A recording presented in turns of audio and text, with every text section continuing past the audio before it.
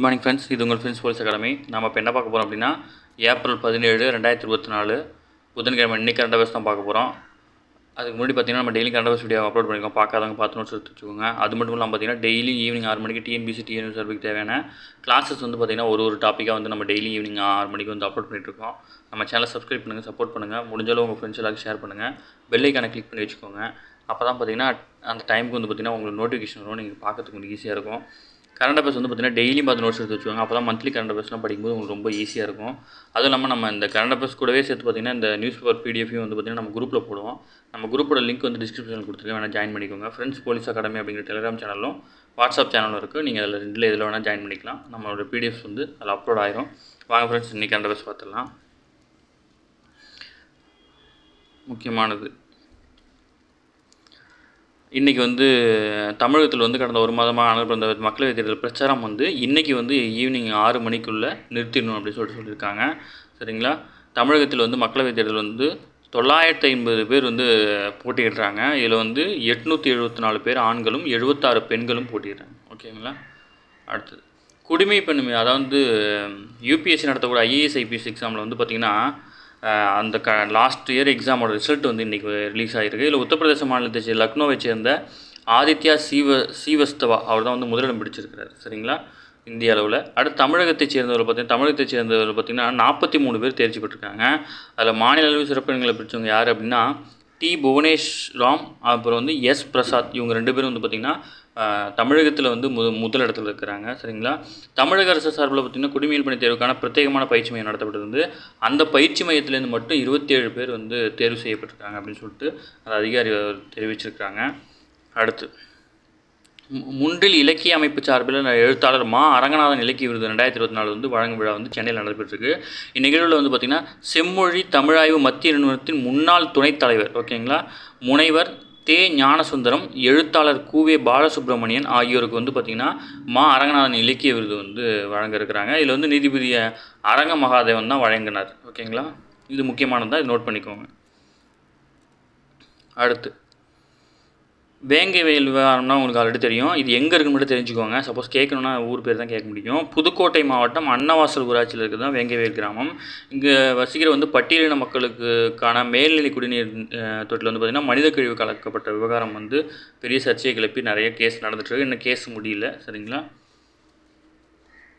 அடுத்து வந்து பார்த்திங்கன்னா இன்றைக்கி வந்து ராஜஸ்தானை பற்றி சொல்லியிருக்காங்க. ராஜஸ்தான் வந்து பார்த்திங்கன்னா ராஜஸ்தானில் மொத்தம் 25 மக்களவை தொகுதியில் இருக்குது. இந்தியாவில் பரப்பளவில் முதல் மாநிலம் இது. ஓகேங்களா? இது மட்டும் ஞாபகம் வச்சுக்கோங்க, பரப்பளவில் முதல் மாநிலம். அடுத்து, 18வது மக்களவைத் தேர்தலை பற்றி சொல்லியிருக்காங்க. இதில் எல்லாமே இம்பார்ட்டன் தான். 18வது மக்களவைத் தேர்தலை பொறுத்தவரை ஒமிட் பண்ணுறதுலாம் ஒன்றுமே இல்லை. நாட்டில் வந்து 36 மாநிலங்கள், ஓகேங்களா, 28 மாநிலம் 8 யூனியன் பிரதேசங்கள் சேர்த்து 36 இடங்களுக்கு வந்து மக்களவைத் தேர்தல் வந்து நடைபெறுது. இந்த தேர்தலில் 96.8 கோடி வாக்காளர் வந்து தகுதி பெற்றுக்கிறாங்க. இதில் 85 லட்சம் பெண்கள் உட்பட 1.8 கோடி பேர் வந்து முதல் தலைமுறை வாக்காளர்களாக இருக்காங்க. 20லேருந்து 29 வயதில் பார்த்திங்கன்னா 19.47 கோடி வாக்காளர்கள் இருக்கிறாங்க. ஓகேங்களா? 12 மாநிலங்களில் ஆண் வாக்காளர்களை விட பெண் வாக்காளர்கள் வந்து அதிகமாக இருக்கிறாங்க. 85 வயதுக்கு மேற்பட்ட மூத்த குடிமக்கள் மற்றும் மாற்றுத்திறனாளிகள் வந்து பார்த்திங்கன்னா வாக்களிக்க தபால் வாக்கோட படிவம் வந்து பார்த்திங்கன்னா 12D. ஓகேங்களா? அடுத்தது நாடு முழுவதும் 10.5 லட்சம் வாக்குப்பதிவு மையங்கள் அமைக்கப்பட்டுள்ளன. 55 லட்சம் மின்னணு வாக்குப்பதிவு இயந்திரங்கள் வந்து பயன்படுத்த இருக்குது. சரிங்களா? அது மட்டும் இல்லாமல் ஏப்ரல் 19லேருந்து ஜூன் 1 வரைக்கும் பார்த்திங்கன்னா 7 கட்டங்களாக தேர்தல் நடைபெறுது. இந்த 7 கட்டங்களோட டீட்டெயில் கொடுத்தேன், அது நமக்கு தேவையில்லை. தமிழ்நாட்டில் வந்து முதல் கட்டமாக தேர்தல் நடைபெறுது. ஓகேங்களா? தேர்தலில் பதிவான வாக்குகள் வந்து ஜூன் 4ஆம் தேதி வந்து எண்ணப்படுகிறது. அருணாச்சல பிரதேசம், சிக்கிம் மாநிலங்கள் வந்து ஜூன் 2ஆம் தேதி எண்ணப்படுது. ஓகேங்களா? அங்கே சட்டப்பேரவை தேர்தல் நடக்கிறதுனால கொஞ்சம் முன்கூட்டியே வந்து கவுண்டிங் ஸ்டார்ட் பண்ணியிருக்காங்க. அடுத்து வந்து பார்த்திங்கன்னா இது சும்மா தெரிஞ்சு மட்டும் வச்சுக்கோங்க. இந்த முறை பாஜகவுக்கு வந்து பார்த்திங்கன்னா காங்கிரஸ் வந்து பாஜகவுக்கு எதிராக வந்து பார்த்திங்கன்னா தேர்தல் அறிக்கை வெளியிட்டிருக்கு. அது வந்து பார்த்திங்கன்னா நியாய் பத்ரா அப்படின்னா நீதிக்கான அறிக்கைன்னு பேர். ஓகேங்களா? அது மட்டும் சும்மா அந்த பேர் மட்டும் ஞாபகம் வச்சுக்கோங்க, ஒன்றும் அவ்வளோ டீப்பாக இல்லை. அடுத்து, தமிழகத்தில் மக்களவைத் தேர்தல் வந்து பிரச்சாரம் வந்து 6 மணிக்குள்ளே முடியுதுன்னு சொல்லியிருக்கோம். அதை மீறி ஏதாச்சும் பிரச்சாரம் செஞ்சாங்க அப்படின்னா 2 ஆண்டுகள் வந்து தண்டனை விதிக்கப்படும். ஓகேங்களா? அப்படின்னு சட்டத்தில் இருக்குது. அதை மட்டும் தெரிஞ்சு வச்சுக்கோங்க. ஓகேங்களா? தேர்தல் பிரச்சாரம் முடிந்து வந்து பிரச்சாரம் செஞ்சாங்கன்னா 2 ஆண்டு வந்து சிறை தண்டனை.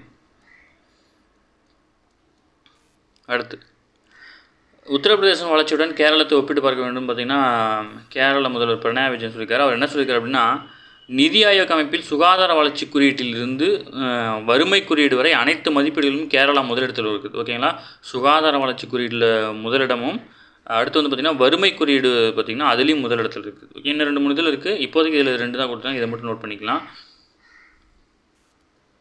அடுத்து வந்து பார்த்திங்கன்னா முக்கியமானது வந்தே பாரத் வந்து பார்த்திங்கன்னா 2023-24 ஆண்டில் புவியை வந்து 310 சுற்றுகள் சுற்றியதற்கு இணையான தூரத்தை வந்து வந்தே பாரத் வந்து கடந்திருக்கு அப்படின்னு சொல்கிறாங்க. நாட்டின் முதல் வந்தே பாரத் என்பது புதுடில்லியிலேருந்து வாரணாசிக்கு 2019 ஆண்டு பிப்ரவரி 15 வந்து அறிமுகப்படுத்தப்பட்டது. 24 மாநிலங்கள் மற்றும் யூனியன் பிரதேசங்கள் பார்த்திங்கன்னா 284 மாவட்டங்களை இணைக்கும் வகையில் 100 வழித்தடங்களில் 102 வந்தே பாரத் ரயில்கள் வந்து தற்போது வரை இயக்கப்பட்டுக்கிட்டு இருக்குது. ஓகேங்களா, தற்போது வரை தான் டேட்டா. நமக்கு எக்ஸாம் நடக்கும்போது 1-2 எக்ஸ்ட்ரா கூட இருந்திருக்கலாம். சரிங்களா. அடுத்து இன்றைக்கி வந்து பார்த்திங்கன்னா அடுத்து இதை பார்த்துடலாம். நம்ம அடுத்து வந்து இது வந்து ஒலிம்பிக் சம்மந்தமானது, இதை நான் பொறுமையாக நடத்துகிறேன். ஃபஸ்ட்டு இதை பார்த்துடலாம்.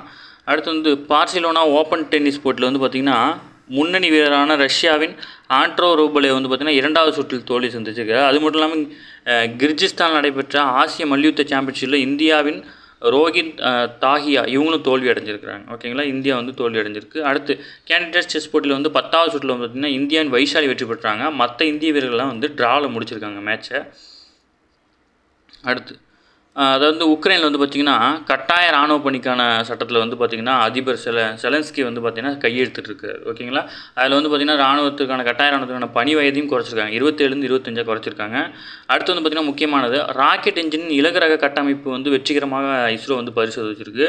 இதில் ராக்கெட் என்ஜின் உந்து விசை பயன்படுத்தப்படும் கட்டமைப்பு நாசில் வந்து மிக இலகான இடையில் உருவாக்கி வெற்றிகரமாக பரிசோதிக்கு இது வந்து பார்த்திங்கன்னா செஞ்சுருக்காங்க. இதன் மூலம் என்னென்னா அந்த உந்து விசையோட அந்த வெயிட்டை குறைச்சிட்டு அதுக்கு சமமான ஏவுகணையில் வந்து எக்ஸ்ட்ரா பார்ட்டை வந்து எடுத்துகிட்டு போக முடியும் அப்படின்னு சொல்லியிருக்காங்க. விண்வெளி ஆய்வு நடவடிக்கையில் புதிய ஆராய்ச்சிகளையும் நுட்பங்களையும் தொடர்ந்து இஸ்ரோ மேற்கொண்டு வருகிறது. இந்த வரிசையில் பார்த்திங்கன்னா ராக்கெட் என்ஜின் தொழில்நுட்பத்தில் புதிய நுட்பத்திலான கட்டமைப்பு திருவனந்தபுரத்தில் விக்ரம் சாராபாய் விண்வெளி ஆராய்ச்சி மையத்தில் வந்து வடிவமைக்கப்பட்டது. PSLV வகை ராக்கெட்டில் வந்து பார்த்திங்கன்னா 4ஆம் நிலையில் PS4 தற்போது வந்து கொலம்பியம் அலாய் மூலக்கூறுகளால் ஆன நாசில் வந்து பயன்படுத்தப்படுறாங்க. அந்த ராக்கெட்டோட இப்படி இருக்க ராக்கெட் அப்படின்னா அந்த சைடுக்கு இந்த 2லேருந்து இது வரும் பார்த்திங்களா, நெருப்பு வந்து போயினே இருக்கும். இதோட வந்து பார்த்திங்கன்னா இது ஒரு லிமிட்டட் வெயிட். இப்போ இது எக்ஸாம்பிளுக்கு இது 100 கிலோ இருக்குதுன்னு வச்சுக்கோங்களேன். சப்போஸ் இது 50 கிலோ தாங்குற மாதிரி ஏதாவது டிசைன் பண்ணி வச்சிட்டோம் அப்படின்னா இந்த 50 கிலோ எக்ஸ்ட்ரா நமக்கு எடுத்துகிட்டு போகலாம் இல்லையா, அதுக்காக பிளான் பண்ணி வச்சுருக்காங்க. இப்போ இதில் என்ன யூஸ் பண்ணுறாங்கன்னா அதற்கு மாற்றாக மிகவும் இலகுவான எடை கொண்ட நாசில் கார்பன், ஓகேங்களா, கார்பன் மூலக்கூறு நுட்பத்தை வந்து பயன்படுத்தியிருக்காங்க. நாசில் கட்டமைப்பில் எடை ஏறத்தாழ 67% வந்து குறைந்திருக்குமா. இதன் வாயிலாக தற்போது உள்ள எடையில் காட்டிலும் கூடுதலாக 15 கிலோ கொண்ட ஆய்வு கருவிகள் வந்து PS4 நிலை மூலம் வந்து விண்ணுக்கு செலுத்த முடியும் அப்படின்னு சொல்லியிருக்காங்க. இதற்கான பரிசோதனை வந்து கடந்த மார்ச் 19, ஏப்ரல் 2 ஆகிய தேதியில் வந்து திருநெல்வேலி மாவட்டம் மகேந்திரகிரியில் உள்ள ஆய்வு மையத்தில் வந்து மேற்கொள்ளப்பட்டிருக்கு. சரிங்களா, முக்கியமானதான் நோட் பண்ணி வச்சுக்கோங்க. இன்றைக்கி வந்து இந்த கரண்ட் அஃபேர்ஸ் வந்து முடிஞ்சு. இப்போ நம்ம வந்து இந்த இது பார்த்துடலாம் ஒலிம்பிக் போட்டி பற்றி. அதை வந்து பார்த்திங்கன்னா இன்னும் வந்து பார்த்திங்கன்னா ஒலிம்பிக் போட்டி தொடங்குறது வந்து பார்த்திங்கன்னா இன்னும் 100 நாட்கள் தான் இருக்குது. ஓகேங்களா, அது சம்மந்தமாக நியூஸ் கொடுத்துறாங்க. பாரிஸ் ஒலிம்பிக் போட்டிகள் வந்து தொடங்குறது 100 நாள் தான் இருக்குது. நெல்லை வந்து பார்த்திங்கன்னா அந்த போட்டிக்கான தீபம் வந்து பாரம்பரிய முறைப்படி வந்து செவ்வாய்க்கிழமை வந்து ஏற்றி தீப ஓட்டம் வந்து நடத்தியிருக்காங்க. 33வது ஒலிம்பிக் போட்டி. இதை வந்து நீங்கள் கம்ப்ளீட்டாக நோட்ஸ்லாம் எடுத்தாலும் வேறு வழி இல்லை. 33வது ஒலிம்பிக் போட்டி வந்து பார்த்திங்கன்னா பிரான்ஸ் தலைநகர் பாரிஸில் நடப்பாண்டு வந்து ஜூன் 26 முதல் ஆகஸ்ட் 11ஆம் தேதி 19 நாட்கள் நடைபெற இருக்குது. பழைய ஒலிம்பிக்கின் பிறப்பிடமாக கருதப்படும் கிரீஸில் உள்ள ஒலிம்பியாவில் வந்து செவ்வாய்க்கிழமை நடைபெற்றது. இதில் வந்து சர்வதேச ஒலிம்பிக் கமிட்டி தலைவர் வந்து தாமஸ் பாக், ஓகேங்களா, அவருடைய பேரை நோட் பண்ணிக்கோங்க. அங்கே தான் வந்து பார்த்திங்கன்னா அந்த தீபம் ஏற்றுறாங்க. அடுத்து வழக்கமாக பரவளைய கண்ணாடி அமைப்பு வைக்கப்பட்டு அதில் குவியும் சூரிய ஒளியின் வெப்பத்தை கொண்டு பாரம்பரிய வெள்ளி டார்ச் தீபம் வந்து உருவாக்கணும். அதாவது என்ன பண்ணுவாங்கன்னா அந்த ஒலிம்பிக் தீபத்தை வந்து ஒரு இடத்துல வச்சுட்டு சுற்றி வந்து லென்ஸை வச்சு அது மூலயமா அந்த சூரியனுடைய கதிர்கள் பட்டு அந்த விளக்கு எரியிற மாதிரி செட் பண்ணி வச்சுருப்பாங்க. ஆக்சுவலாக பார்த்திங்கன்னா மேகமூட்டம் காரணமாக அந்த மாதிரி பண்ணாமல் ஒரு பெரிய கண்டால் வந்து பார்த்திங்கன்னா நெருப்பு ஆல்ரெடி எரிஞ்சிட்ருக்கும், அதில் அப்படியே வந்து ஃபயரை காட்டி அப்படி எடுத்திருக்காங்க அப்படின்னு சொல்லியிருக்காங்க. அடுத்து இது யார் எடுத்துகிட்டு போயினாங்க ஃபஸ்ட் அப்படின்னா கிரீஸோட துடுப்பு படகு வீரர் ஸ்டெஃபானோஸ் டுஸ்கோஸ் அவர் தான் வந்து பாரிஸ் ஒலிம்பிக்கை உருவாக்கப்பட்ட டார்ச் ஒலிம்பியா தீபத்தை ஏற்றி கொண்டு வந்து பார்த்திங்கன்னா வெற்றியின் அடையாளமாக கருதப்படும் ஆலிவ் இலை, ஓகேங்களா, ஆலிவ் செடி பெற்றுக்கொண்டு தீபத்தை எடுத்து ஓட தொடங்கியிருக்காரு. ஓகேங்களா, அந்த தீபத்தை எடுத்துகிட்டு ஓடிருக்காரு. ப்ளஸ் வந்து ஆலிவ் இலை வெற்றியின் அடையாள சின்னமாக விளங்குது அப்படின்னு சொல்லியிருக்காங்க. ஏன்னா இது வந்து சப்போஸ் பிசியில் எஸ்ஐயில் ரொம்ப ஈஸியாக கேட்கணுன்ட்டு இது மாதிரி கேட்கறதுக்கு வாய்ப்பு இருக்குது. அப்புறம் வந்து பார்த்திங்கன்னா அவரிடமிருந்து பிரான்சில் நீச்சல் வீரரான லாரே மனாடுவும் பிறகு அவரிடமிருந்து கிரீஸை சேர்ந்த மூத்த ஐரோப்பிய யூனியன் அதிகாரியான மார்கரிஸ் ஷினாஷும் வந்து பெற்றுக்கொண்டு தீப ஓட்டத்தில் வந்து தொடங்கினாங்க. இந்த தீப ஓட்டம் பார்த்திங்கன்னா கிரீஸிலிருந்து சுமார் 5000 கிலோமீட்டர் பயணித்து நவீன ஒலிம்பிக் தொடங்கிய 1896 ஏதேன்ஸ் நகரம் வரும் வரை 26ஆம் தேதி பாரிஸ் ஒலிம்பிக் ஒருங்கிணைப்பாளர்களை வந்து ஒப்படைப்பாங்க. சரிங்களா, 5000 கிலோமீட்டர் பயணம் செஞ்சு வந்து பார்த்திங்கன்னா ஏதேன்ஸ் நகருக்கு வந்து கொண்டு போவாங்க. அதுக்கப்புறம் பார்த்திங்கன்னா அது மொத்தமாக வந்து பார்த்திங்கன்னா 11000 பேர் வந்து தங்களுடைய கையில் மாற்றி வந்து பார்த்திங்கன்னா அந்த ஓட்டத்தை தொடங்கியிருப்பாங்க. இதுவரை இல்லாத நிகழ்வாக பாரிஸ் ஒலிம்பிக்கில் என்ன சொல்லியிருக்காங்க அப்படின்னா, அந்த ட்ராக் இருக்கு இல்லையா, அந்த சிந்தட்டிக் ட்ராக் இல்லையா, அந்த ட்ராக் வந்து பார்த்திங்கன்னா அடர் ஊதா பர்பிள் நிறத்தில் வந்து போட்டிருக்காங்க. வழக்கமாக வந்து செந்நிறத்தில் தான் வந்து பதிப்பாங்க. இந்த முறை வந்து பர்பிள் நிறமாக இருக்குது. ஓகேங்களா, இது கூட கேள்வியாக கேட்கறதுக்கு வாய்ப்பு இருக்குது.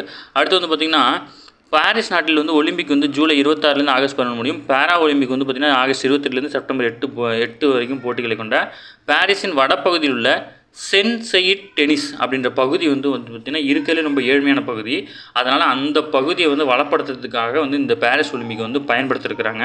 என்ன சொல்கிறாங்க அப்படின்னா, தற்போது ஒலிம்பிக் காரணமாக அங்கு விளையாட்டிற்காக அடிப்படை கட்டமைப்புகள் வந்து மேம்படுத்தப்பட்டிருக்குது.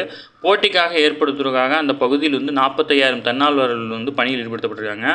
ஒலிம்பிக் போட்டி நிறைவுக்கு பிறகு அங்கு கட்டமைக்கப்பட்டுள்ள ஒலிம்பிக் கிராமத்திற்கான கட்டடங்கள் வீடுகள்லாம் வந்து பார்த்திங்கன்னா இந்த கிராம பகுதி மக்களுக்கு வந்து வழங்கிடுவோம் அப்படின்னு சொல்லிட்டு அந்த அரசு வந்து சொல்லியிருக்குது. ஓகேங்களா, அடுத்து நதியில் அணிவகுப்பு. ஓகேங்களா, அதான் ஒலிம்பிக் வரலாற்றிலேயே முதல் முறையாக பாரிஸ் ஒலிம்பிக் போட்டியின் தொடக்க நிகழ்ச்சிகளை வந்து மைதானத்துக்கு வெளியே அந்த நகரின் பிரதானமான நதியான சென் நதியில் வந்து நடத்த திட்டப்பட்டிருக்காங்க. ஓகேங்களா, அந்த நதியோட பேர் வந்து சென் நதி.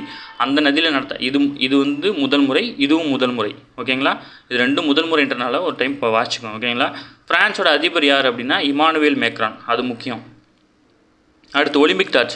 இந்த டார்ச்சை யார் உருவாக்கியிருக்கா அப்படின்னா மேத்யூ லெஹானி அவர் தான் உருவாக்கியிருக்காரு. சமத்துவம், நீர், அமைதி ஆகியவற்றை கருவாக கொண்டு அந்த டார்ச் உருவாக்கப்பட்டிருக்கு. இது முக்கியமான கொஷின்.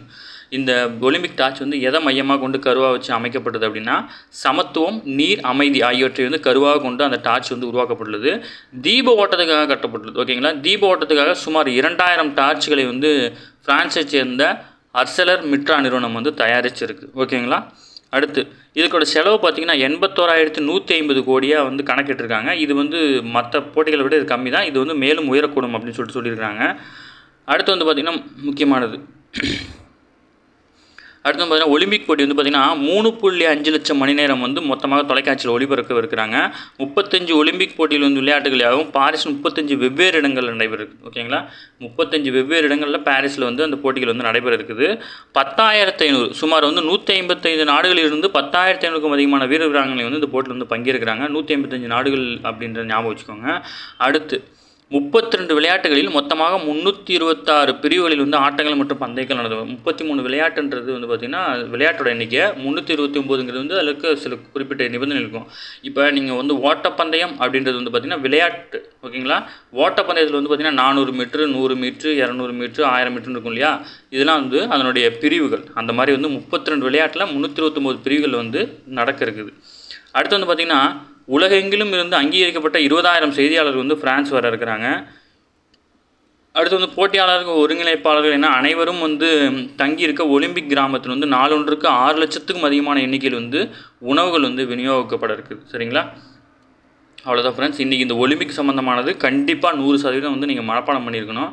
நீங்கள் வந்து ஒரு நோட்டு போட்டு எழுதிக்கோங்க. கண்டிப்பாக இது உங்களுக்கு யூஸ்ஃபுல்லாக இருக்கும். சரிங்களா ஃப்ரெண்ட்ஸ், இது வந்து பார்த்திங்கன்னா இந்த பிடிஎஃப் வந்து நான் குரூப்பில் போடுறேன். நம்ம ஃப்ரெண்ட்ஸ் போலீஸ் அகாடமி எப்படி டெலிகிராம் குரூப்பில் இருக்கும். நீங்கள் கண்டிப்பாக அதை எடுத்து யூஸ் பண்ணிக்கலாம். ஓகேவா, தேங்க்யூ ஃப்ரெண்ட்ஸ். நம்ம சேனலை வந்து சப்ஸ்கிரைப் பண்ணுங்கள், சப்போர்ட் பண்ணுங்கள், முடிஞ்சவங்க ஃப்ரெண்ட்ஸ் எல்லாருக்கும் ஷேர் பண்ணுங்கள்.